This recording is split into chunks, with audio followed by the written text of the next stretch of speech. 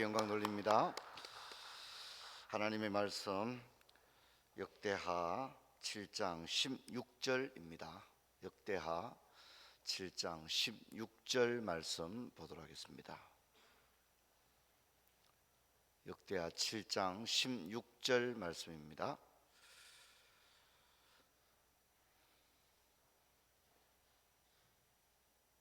역대하 7장 16절 같이 읽겠습니다.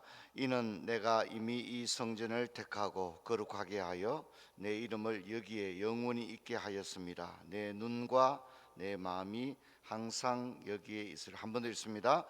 이는 내가 이미 이 성전을 택하고 거룩하게 하여 내 이름을 여기에 영원히 있게 하였습니다. 내 눈과 내 마음이 항상 여기에 있으리라. 아멘. 인사하겠습니다. 반갑습니다. 잘 주무셨죠? 선교지에 있는 선교사님들 위해서 늘 기도해 주기 바랍니다. 제가 이번에 아르헨티나 다녀왔는데 거기 호세 루이스라고는 페루 목사님이 아르헨티나에서 한영규 선교사님과 함께 신학교 사역을 하시고 박사과정 하시고 교수님이기도 하고 목사님인데, 또 이번에 가니까 또 거기 예배당 건축하는데 교수님인데도 뭐 벽돌도 쌓고 막 그렇게 하는 거 보고 함께 식사도 하고 그랬는데 이번에 소천했습니다. 댕기, 제가 이제 댕기는 그 중국이나 동남아에만 댕기가 있는 줄 생각했는데 그 라틴 아메리카에도 댕기가 심한가 봐요. 이제 거기가 지금 여름이니까요, 그죠? 댕기 때문에 소천했습니다. 젊고 유능한 교수이자 목사이고 참 목회자였는데 너무 안타까운 마음을 가집니다.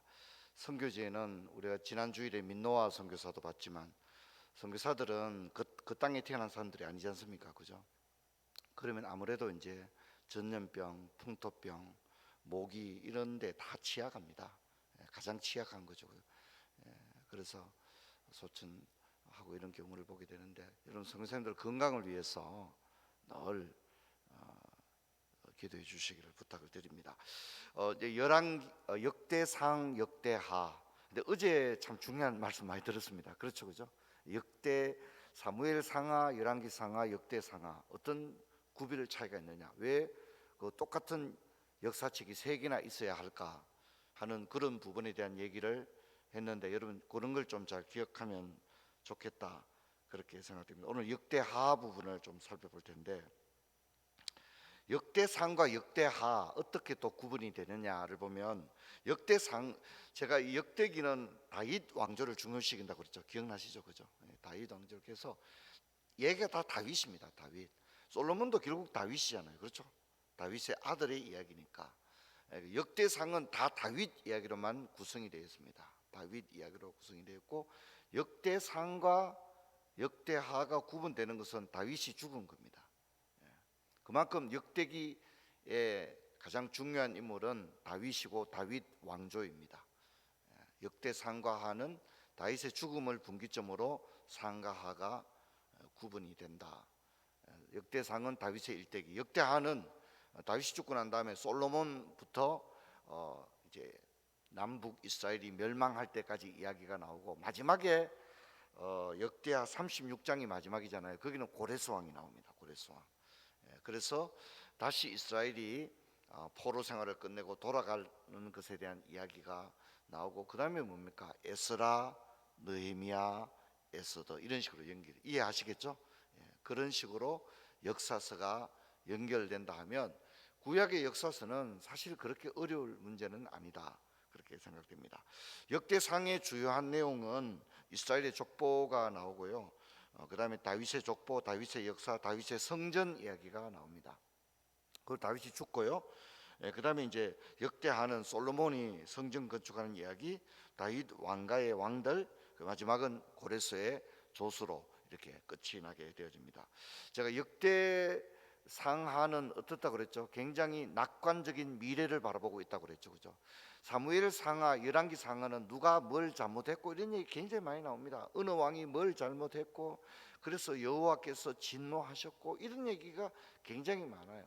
근데 역대상, 역대하는 그런 얘기보다는 이제 미래를 향해 나가자는 얘기들이 훨씬 더 많이 나오기 때문에 뭐랄까 좀 더 이렇게 역사가 경쾌하게 나가는 것이다. 그렇게 제가 말씀을 드렸습니다.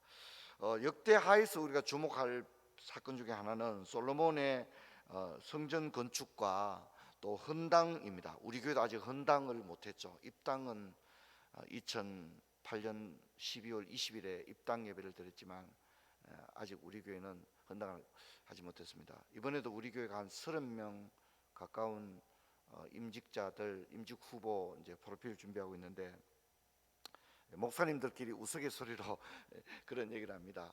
힘들 때 임직식 하고 나면 힘이 되더라. 왜 힘이 되냐면 임직 헌금들을 내니까. 임직 헌금들을 내면 그 20명, 30명, 40명 임직하면 임직 헌금 돈이 적지 않거든요.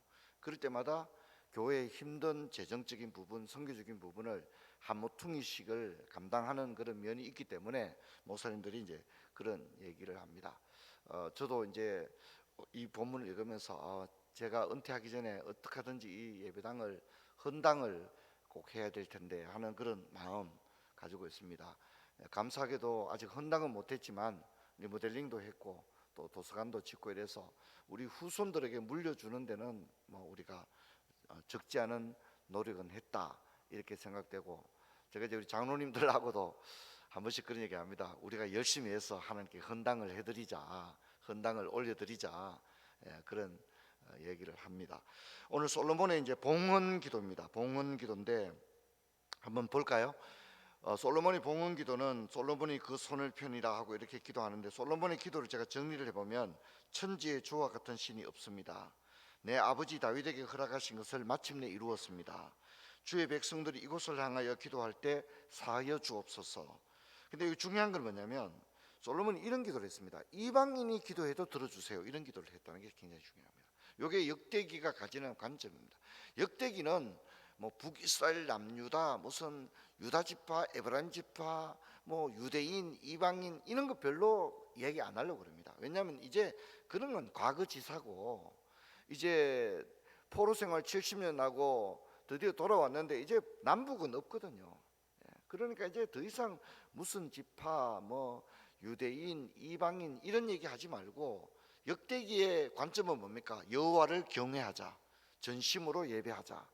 그래서 솔로몬이 이제 그런 기도를 드립니다. 이방인들이 이전에 올라와서 기도해도 하나님 그 기도 들어주세요. 그런 기도를 합니다. 그건 참 놀라운 기도가 아닐 수 없죠. 자, 그랬을 때 하나님의 반응이 우리가 오늘 읽었던 역대기 7장에 나오고 있습니다. 그래서 하나님이 이 솔로몬이 기도를 마치자 어떻게 됐다고 합니까? 하늘에서 불이 내려서 재물을 사르고 영광이 성전에 가득했다. 영광이 성전에 얼마나 가득했냐면 제사장들이 제사를 제대로 못 드릴 정도로 하나님의 영광이 성전에 충만한 거예요. 충만하니까 제사장들이 그 영광의 그 광채 속에서 이 걸음걸이를 제대로 걸을 수 없을 정도로 하나님의 영광이 성전에 충만했다, 그렇게 이야기합니다. 그리고 이제 하나님이 이제 그 솔로몬의 기도에 화답하고 있습니다. 뭐라고 하답니까? 내 기도를 듣고 이곳을 택하여 성전을 삼았다. 그러나 내 백성이 악한 길에서 떠나 얼굴을 찾으면 내가 그들을 고칠 것이다. 그 다음에 내 율례와 법규를 지키면 내 왕위를 견고하리라. 그러면서 한 가지 중요한 얘기를 합니다. 이 성전이 높을지라도, 이 성전이 아무리 높고 잘 지었어도 너희가 여호와를 버리면 이 성전도 버릴 것이다. 근데 여러분 실제로 그렇게 됐어요, 안 됐어요? 실제 그렇게 되죠. 남유다 때 가보면 예루살렘 성전을 하나님이 버리잖아요, 그죠? 그래서 성전을 떠나버리죠. 하나님의 영광이 성전을 떠나는 거 우리 에스겔 할 때 읽었잖아요, 그죠? 실제로 하나님이 그렇게 얘기하는 겁니다. 그래서 여러분 우리도 늘 여기 올라와서 예배드리고 뭐 그런 것도 중요하지만 특히 역대하가 이야기하고 있는 것처럼 옷을 찢지 말고 마음을 찢어라. 그리고 전심으로 여호와를 찾으라. 할렐루야. 이것이 역대기가 가지고 있는 강점입니다. 그런 얘기는 사무엘이나 열왕기 쪽에는 잘 안 나온단 말입니다. 그런데 역대기는 이 마음으로 올려드리는 예배, 전심으로 주를 찾는 예배, 이것을 아주 강조하거든요. 이제 그래서 이 역대상 역대하뿐만 아니라 우리 에스라 느헤미야 가도 어떻습니까? 그렇죠, 그죠? 예, 특히 에스라 가면 어떻습니까? 성경 읽는데 수문 앞 광장에서 성경 읽는데 백성들이 다 울잖아요, 그죠? 우니까 가르치는 선생들이 뭐라 합니까? 오늘은 기쁜 날이니까 울지 마라. 왜냐하면 오늘은 주의 성일이니 울지 마라. 울음을 그쳐라. 다 그렇게 이야기를 하지 않습니까? 그래서 역대기의 역사서들은 읽는 독자들에게 마음에 그 뭔가 뜨거움을 주지 않느냐 그래서 합니다. 우리도 마찬가지입니다. 우리가 뭐 모태 신앙이고 목사 장로고 뭐 그런 것 그것이 중요한 게 아닙니다. 늘 하나님께 마음을 찢을 수 있는 그런 은혜가 있기를 주의 이름으로 축원합니다. 자, 우리 역대하에 그래서 이제 오늘 제가 제목을 역대하 7장 18절에 내 눈과 내 마음이 항상 여기 있으리라 했는데 예전 번역은 내 눈과 내 귀가 항상 여기 있으리라 이랬는데 이게 이제 번역이 좀 바뀐 것 같습니다. 16절에 보면 이는 내가 이미 이성진을 택하고 거룩하게 하여 내 이름을 영원히 있게 하리라. 내 눈과 내 마음이 항상 여기 있을 것이다. 얼마나 기뻤으면 하나님께서 그렇게 말씀했습니까?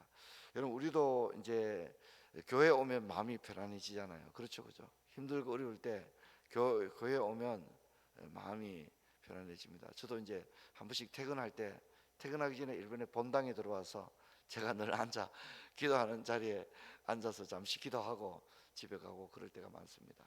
예배당에 들어오면 참 마음이 편안하다 그런 생각을 합니다. 주님께서도 내 눈과 내 마음이 항상 여기 있을 것이다 그랬습니다. 그리고 이제 우리가 역대하 마지막을 한번 찾아 읽어보겠습니다. 36장 한번 찾아볼까요? 역대하 36장이 마지막입니다.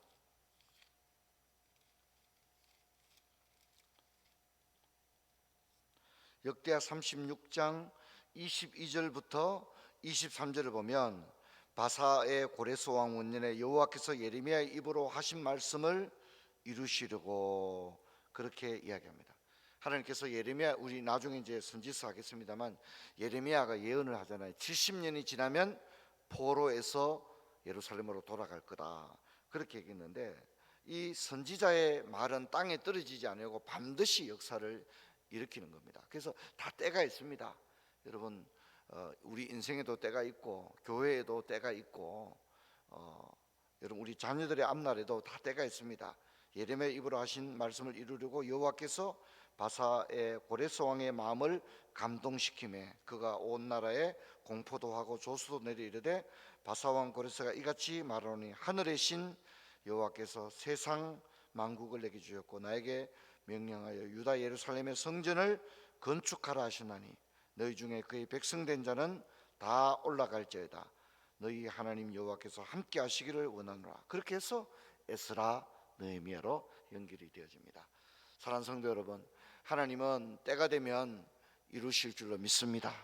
그래서 낙심하지 말고 하나님께서 가장 좋은 때에 하나님의 뜻을 이룬다는 그 믿음을 가지고 달려가면서 특별히 우리가 역대하에 나오는 하나님의 마음을 품은 그런 저와 여러분 될 수 있기를 바랍니다. 우리 박수 치면서 한번 찬양하시고 기도하고 돌아가겠습니다. 542장 우리 힘있게 박수 치고 찬양하겠습니다. 542장입니다.